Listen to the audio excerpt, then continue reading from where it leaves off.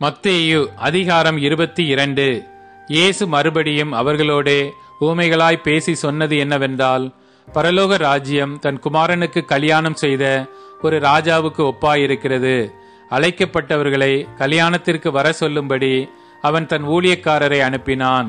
அவர்களோ வர மனதில்லாதிருந்தார்கள். அப்பொழுது அவன் வேறு ஊழியக்காரரை அழைத்து, நீங்கள் போய், இதோ என் விருந்தை ஆயத்தம் பண்ணினேன், என் எருதுகளும் கொழுத்த ஜந்துக்களும் அடிக்கப்பட்டது, எல்லாம் ஆயத்தமாயிருக்கிறது, கல்யாணத்திற்கு வாருங்கள் என்று அழைக்கப்பட்டவர்களுக்கு சொல்லுங்கள் என்று அனுப்பினான். அழைக்கப்பட்டவர்களோ அதை அசட்டை பண்ணி ஒருவன் தன் வயலுக்கும் ஒருவன் தன் வியாபாரத்துக்கும் போய்விட்டார்கள். மற்றவர்கள் அவன் ஊழியக்காரரை பிடித்து அவமானப்படுத்தி கொலை செய்தார்கள். ராஜா அதை கேள்விப்பட்டு கோபமடைந்து தன் சேனைகளை அனுப்பி அந்த கொலை பாதகரை அழித்து அவர்கள் பட்டணத்தையும் சுட்டெரித்தான். அப்பொழுது அவன் தன் ஊழியக்காரரை நோக்கி, கல்யாண விருந்து ஆயத்தமாயிருக்கிறது, அழைக்கப்பட்டவர்களோ அதற்கு அபாத்திரராய் போனார்கள். ஆகையால் நீங்கள் வழி சந்திகளிலே போய் காணப்படுகிற யாவரையும் கல்யாணத்திற்கு அழைத்து கொண்டு வாருங்கள் என்றான். அந்த ஊழியக்காரர் புறப்பட்டு வழிகளிலே போய் தாங்கள் கண்ட நல்லார் பொல்லார் யாவரையும் கூட்டிக் கொண்டு வந்தார்கள். கல்யாண சாலை விருந்தாளிகளால் நிறைந்தது. விருந்தாளிகளை பார்க்கும்படி ராஜா உள்ளே பிரவேசித்த போது கல்யாண வஸ்திரம் தரித்திராத ஒரு மனுஷனை அங்கே கண்டு, சிநேகிதனே, நீ கல்யாண வஸ்திரம் இல்லாதவனாய் இங்கே எப்படி வந்தாய் என்று கேட்டார். அதற்கு அவன் பேசாமல் இருந்தான். அப்பொழுது ராஜா பணிவிடைக்காரரை நோக்கி, இவனை கையும் காலும் கட்டி கொண்டு போய் அழுகையும் பற்கடிப்பும் உண்டாயிருக்கிற புறம்பான இருளிலே போடுங்கள் என்றான். அந்தப்படியே அழைக்கப்பட்டவர்கள் அநேகர், தெரிந்து கொள்ளப்பட்டவர்களோ சிலர் என்றார். அப்பொழுது பரிசேயர் போய் பேச்சிலே அவரை அகப்படுத்தும்படி யோசனை பண்ணி தங்கள் சீஷரையும் ஏரோதியரையும் அவரிடத்தில் அனுப்பினார்கள்.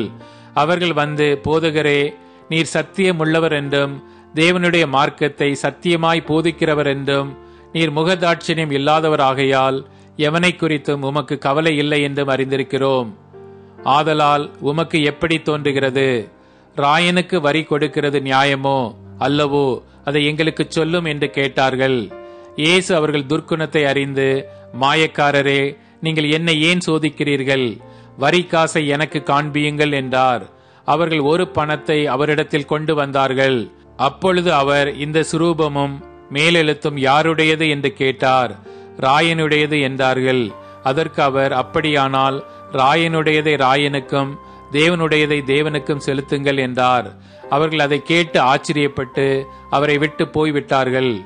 உயிர்த்தெழுதல் இல்லை என்று சாதிக்கிற சதுசேயர் அன்றைய தினம் அவரிடத்தில் வந்து, போதகரே, ஒருவன் சந்தானம் இல்லாமல் இறந்து போனால் அவனுடைய சகோதரன் அவன் மனைவியை விவாகம் பண்ணி தன் சகோதரனுக்கு சந்தானம் உண்டாக்க வேண்டும் என்று மோசே சொன்னாரே.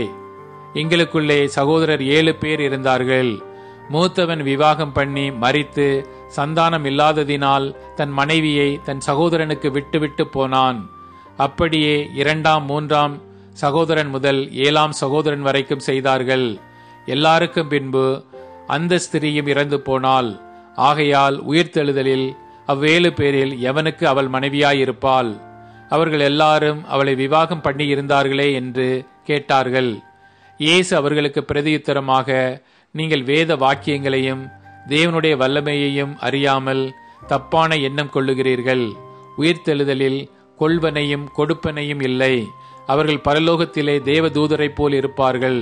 மேலும் மரித்தோர் உயிர்த்தெழுதலை பற்றி, நான் ஆபிரகாமின் தேவனும் ஈசாக்கின் தேவனும் யாக்கோபினும் தேவனுமாய் இருக்கிறேன் என்று தேவனால் உங்களுக்கு உரைக்கப்பட்டிருக்கிறதை நீங்கள் வாசிக்கவில்லையா? தேவன் மரித்தோருக்கு தேவனாயிராமல் ஜீவன் உள்ளோருக்கே தேவனாயிருக்கிறார் என்றார். ஜனங்கள் இதை கேட்டு அவருடைய போதகத்தை குறித்து ஆச்சரியப்பட்டார்கள். அவர் சதுசேயரை வாயடைத்தார் என்று பரிசேயர் கேள்விப்பட்டு அவரிடத்தில் கூடி வந்தார்கள். அவர்களில் நியாய சாஸ்திரி ஒருவன் அவரை சோதிக்கும்படி, போதகரே, நியாய பிரமாணத்திலே எந்த கற்பனை பிரதானமானது என்று கேட்டான். இயேசு அவனை நோக்கி, உன் தேவனாகிய கர்த்தரிடத்தில் உன் முழு இருதயத்தோடும் உன் முழு ஆத்துமாவோடும் உன் முழு மனதோடும் அன்பு கூறுவாயாக. இது முதலாம் பிரதான கற்பனை.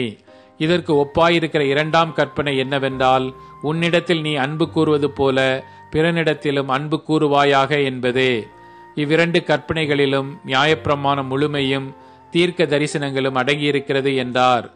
பரிசேயர் கூடியிருக்கையில் இயேசு அவர்களை நோக்கி, கிறிஸ்துவை குறித்து நீங்கள் என்ன நினைக்கிறீர்கள்? அவர் யாருடைய குமாரன் என்று கேட்டார். அவர் தாவீதின் குமாரன் என்றார்கள். அதற்கு அவர், அப்படியானால் தாவீது பரிசுத்த ஆவியினாலே அவரை ஆண்டவர் என்று சொல்லி இருக்கிறது எப்படி?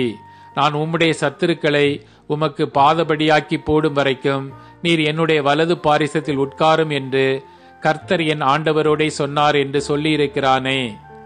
தாவீது அவரை ஆண்டவர் என்று சொல்லியிருக்க அவனுக்கு அவர் குமாரனாய் இருப்பது எப்படி என்றார்.